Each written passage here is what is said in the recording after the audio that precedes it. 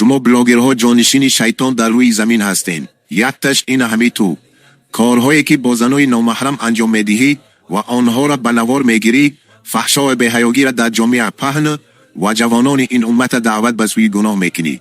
تو نه تنها خودت گناه میکنی بلکه دیگران را نیز به فساد میکشی.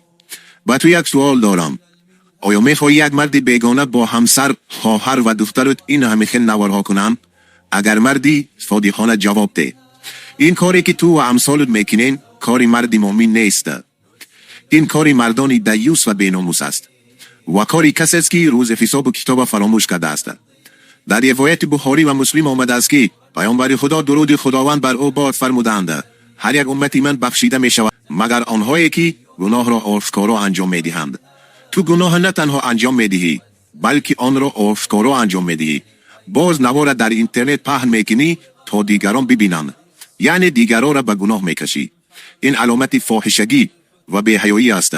بدون هر نگاه، هر سخن و هر نواری که ثابت می شود در دفتر اعمالت هم ثابت می شود.